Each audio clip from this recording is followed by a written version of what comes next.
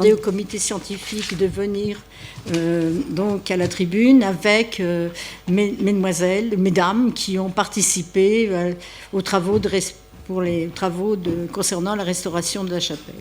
Je ne sais pas si Madame Kera veut...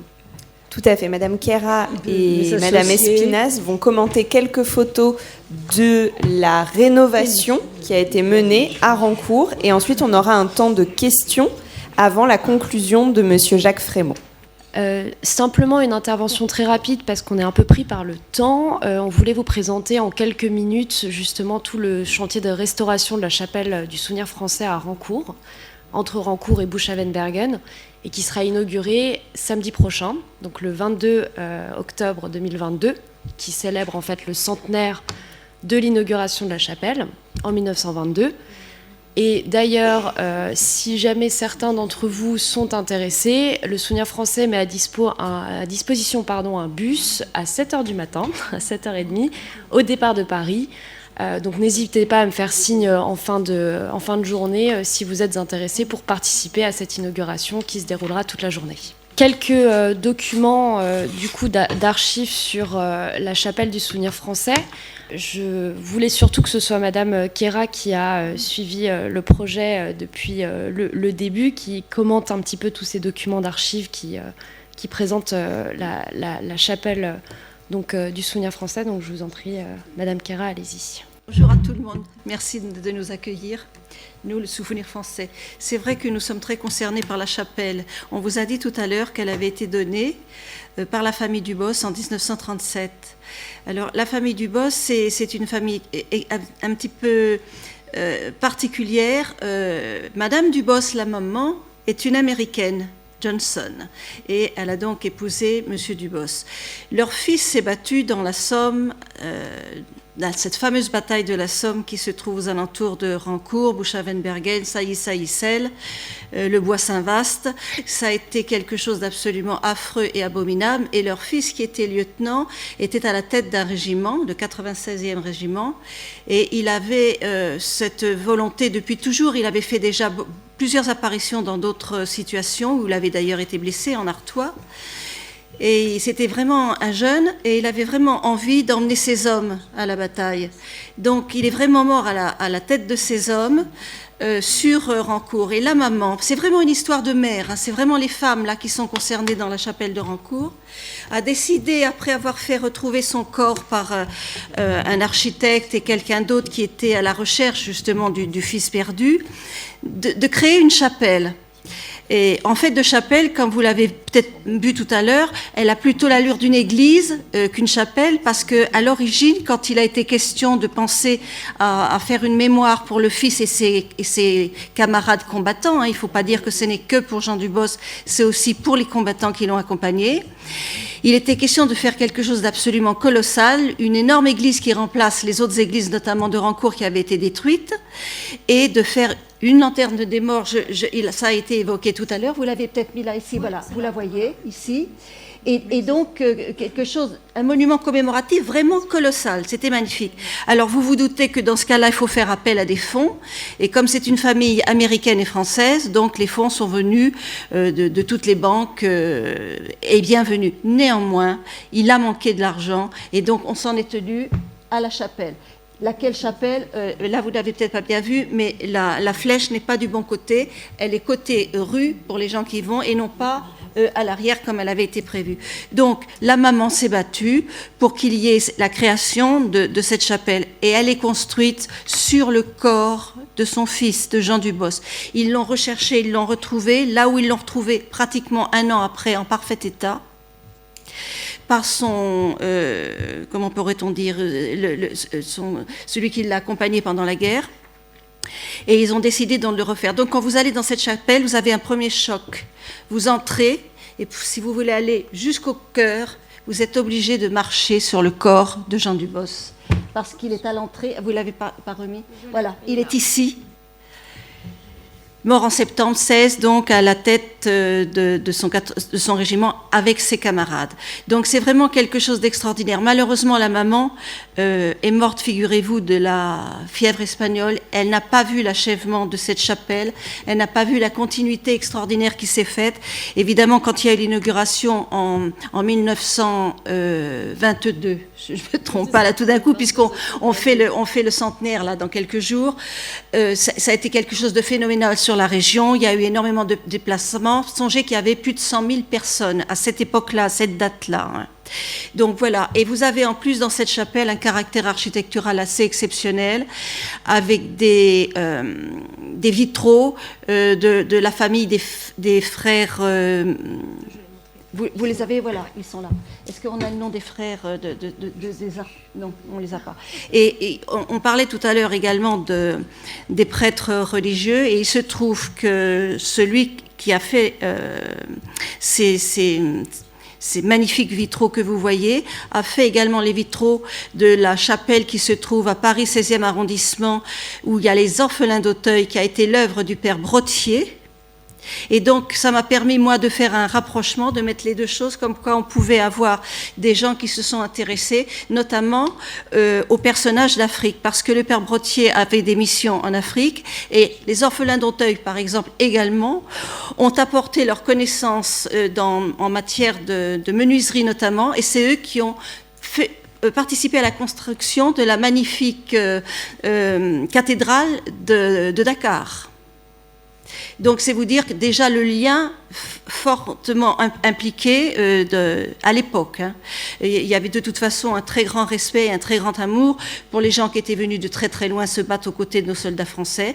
Et c'est bien eux qui ont tout emporté au moment de l'assaut final, entre guillemets. On ne peut pas dire que c'était à ce moment-là, au moment de la guerre, de la bataille de la Somme, mais vraiment c'était un assaut final et très très décisif. Donc c'est absolument merveilleux, cette histoire de la famille Dubos. Donc on lui rend hommage le plus que l'on peut.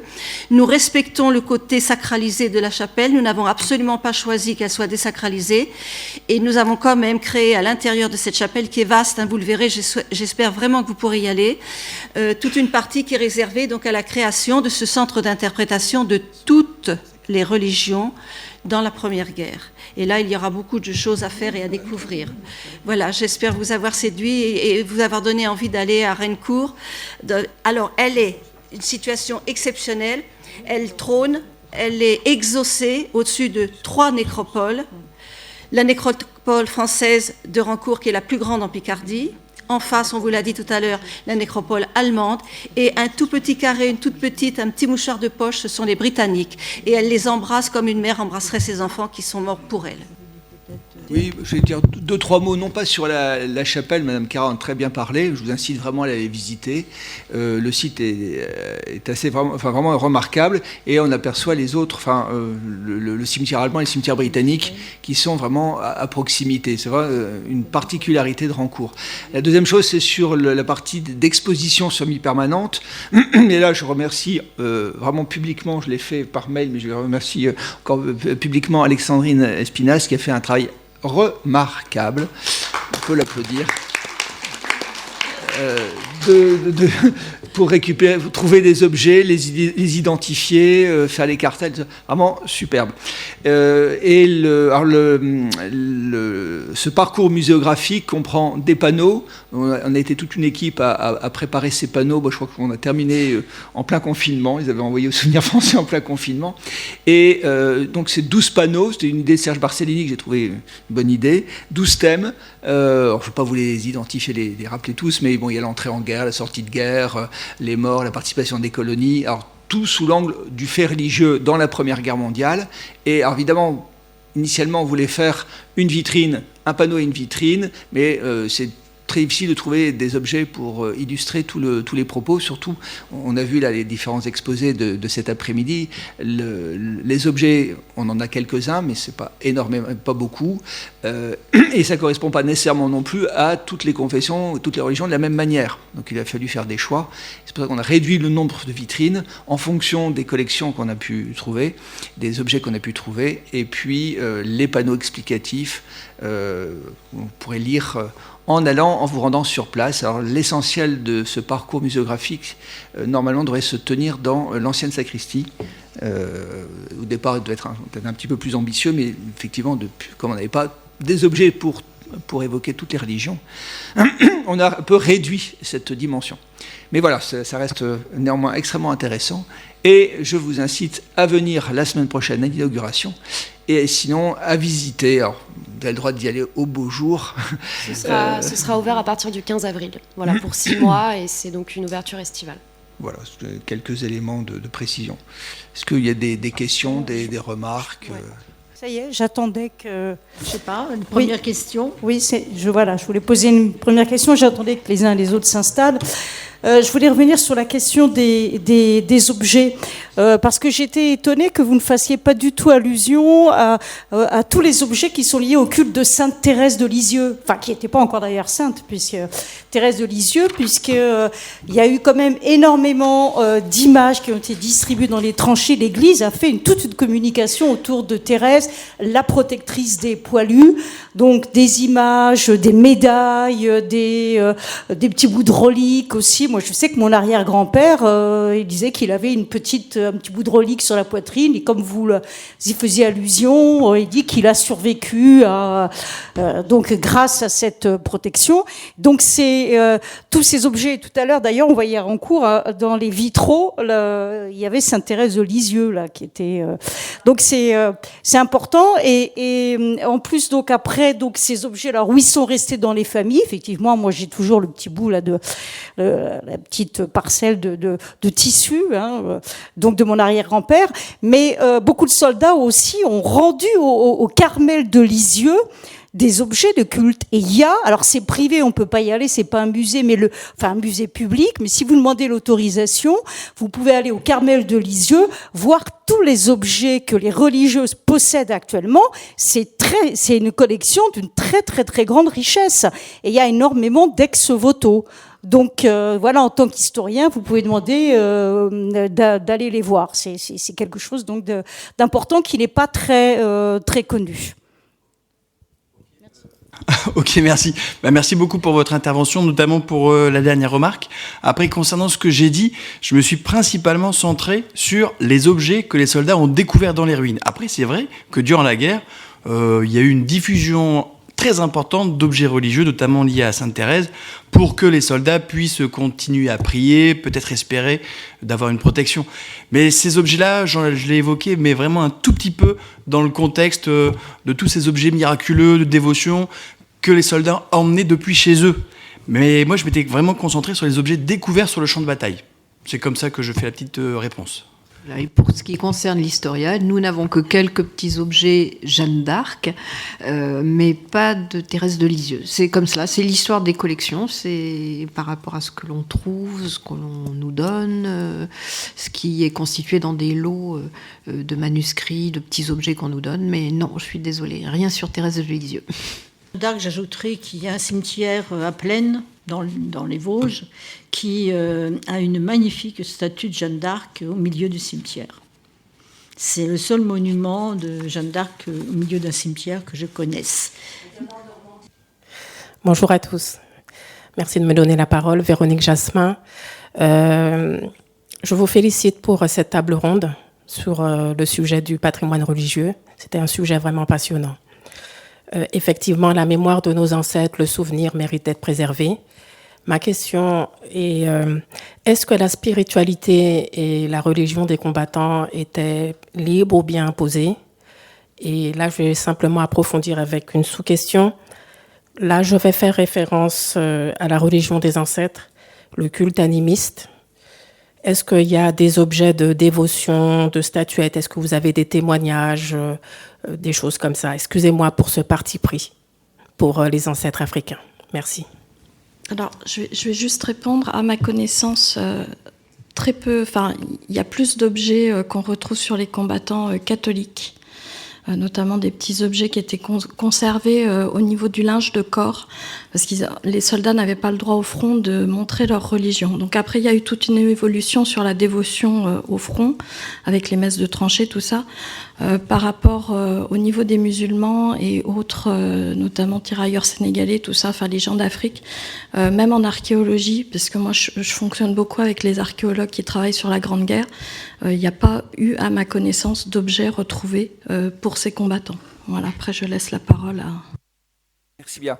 Pour les témoignages écrits, c'est compliqué. Et effectivement, sur les objets, alors, on n'a peut-être pas non plus trouvé beaucoup de corps de soldats, de tirailleurs sénégalais. C'est vraiment, le terme est très générique, hein, ou de tirailleurs nord-africains. Il y a quelques corps qui ont été fouillés, quelques tombes collectives qui ont été fouillées, quelques tombes individuelles qui ont été fouillées, mais très peu. Et finalement, il n'y en a peut-être pas tant que ça de tirailleurs. Mais voilà, donc ça peut expliquer aussi l'absence d'objets. Et puis, dans les transmissions de ces objets, on n'en a jamais. Alors peut-être qu'en Afrique, certains tirailleurs les ont ramenés. Peut-être que dans certaines familles africaines, on tient, mais là, il faudrait faire une très longue enquête pour retrouver... Alors, même dans les PV d'exhumation que j'ai pu consulter à l'ONAC de Metz, qui concerne la Marne, j'ai retrouvé aucun objet pour les indigènes, entre guillemets, enfin ceux qui étaient répertoriés comme indigènes. Pas aucun objet de dévotion. Moi, je voudrais revenir sur cette question. Je voudrais dire qu'il me semble que dans la Marne, je connais quelqu'un qui travaille, fait de la fouille, qui est au département de la Marne, qui a quelques objets, qui avait proposé de les exposer aujourd'hui ici, concernant justement les tirailleurs sénégalais.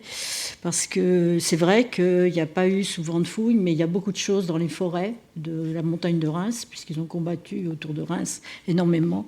Et là, il y a eu une étude LIDAR, qui a été faite sur la forêt de Reims, et apparemment il se peut qu'on trouve des choses intéressantes. Et d'autre part, mon collègue de Burkina Faso travaille, Vincent Sédogo, et Lassina Saporé travaille sur cette thématique avec ses collègues maliens actuellement du côté africain, et c'est une thématique qui les intéresse beaucoup.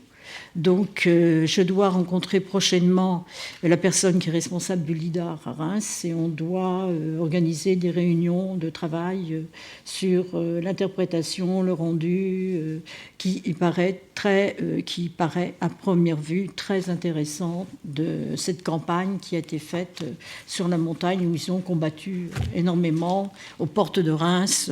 Donc, on espère avoir plus de données. Voilà. Mais on aurait pu apporter quelques éléments aujourd'hui. Paraît-il que c'était trop compliqué de pouvoir exposer ces objets ici. Voilà. Alors, on m'a remis un jour 2 petits objets africains, vraiment sénégalais d'origine, une espèce de petit couteau, un petit poignard, et un espèce de, je ne sais pas trop comment l'appeler, de gris-gris, avec 4 éléments métalliques, et provenant d'un village qui aujourd'hui a été rattaché à une autre commune. C'est-à-dire que la mairie n'existe plus. Mais après des recherches, il s'avère qu'il n'y a pas eu de combat avec des Sénégalais sur ce territoire-là en 14-18. Ça correspond vraiment à 40-45. Voilà, donc c'est la Seconde Guerre mondiale, et ce sont des objets que je vais remettre au musée de Boulogne-sur-Mer, car ils ont déjà toute une section art africain, et voilà. Donc je pense que la place de ces objets est d'être là-bas, avec la petite histoire que l'on m'en a remis. Mais voilà, il y a eu mauvaise donne au sujet de la guerre en question. Je me permets de rebondir sur votre question, et suite à vos différentes interventions, ça m'a rappelé une histoire. Donc dans les années 90, dans le secteur de Neufchâtel que j'évoquais tout à l'heure, des corps de soldats indiens qui ont combattu pour l'armée britannique ont été découverts, et sur l'un des corps, parce que j'ai eu accès à certaines informations, certaines photos, même si j'étais pas dans le chantier de fouille officiellement, donc sur l'un des corps, ils ont découvert un petit objet qui était composé de feuilles de papier. Il a été ouvert, déroulé, et là, il y avait des inscriptions en arabe. Et ça ressemblait à une sorte de prière religieuse, talisman. Et donc, l'info qui m'a été remontée, c'est que le corps a été inhumé dans un cimetière de guerre avec cet objet religieux. Donc, très certainement, soit une prière particulière, peut-être un talisman. Mais c'est donc pas chrétien pour le coup. Oui, pour les musulmans. Peut-être que c'est un Pakistanais, Non, mais dans l'armée britannique, il y avait des soldats musulmans. Ouais. Oui, mais on m'a dit que c'était des textes en arabe ou en ourdou. Enfin, peut-être en ourdou, ouais. Mais d'après ce qui m'a été dit, ça ressemblait à de l'arabe. Donc c'est certainement de l'ourdou, ouais. Ok. Anne, du Souvenir français, je fais partie du comité du Souvenir français.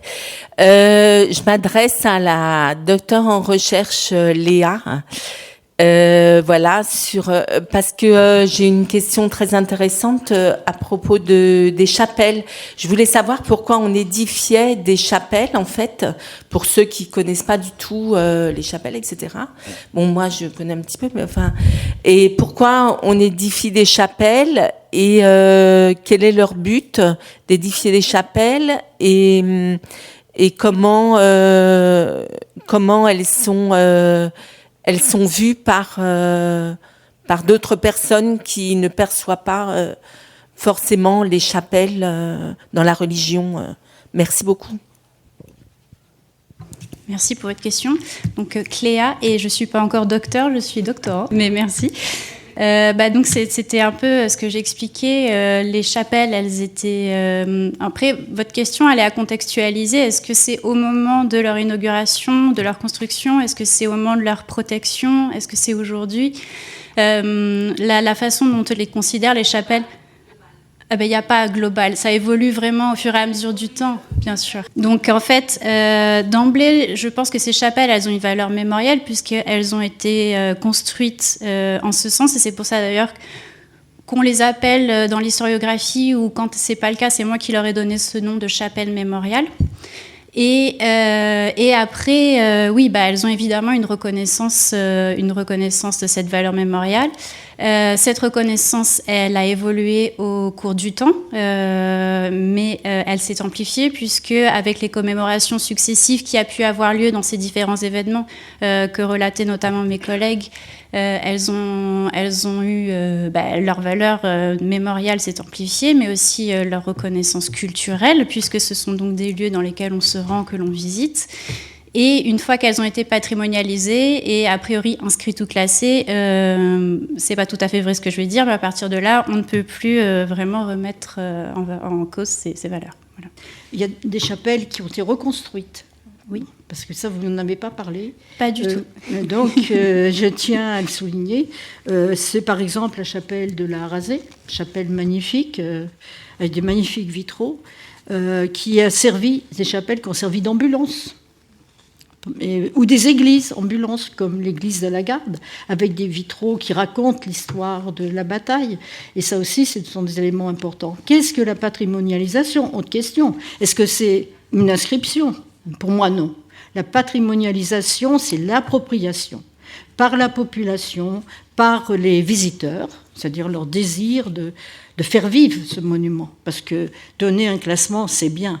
Mais s'il y a un classement pour dire c'est protégé, c'est un musée, là on y va, c'est inerte, il faut que c'est une âme, il faut que ce soit vivant.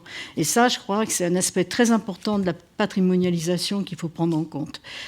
Si on protège, si on fait des travaux, si on met en valeur, il faut que ce soit partagé par tous. Je crois que c'est une idée essentielle. Et c'est ce qu'il faut qu'on porte tous, je pense. Voilà. Absolument. Ce que je voudrais préciser.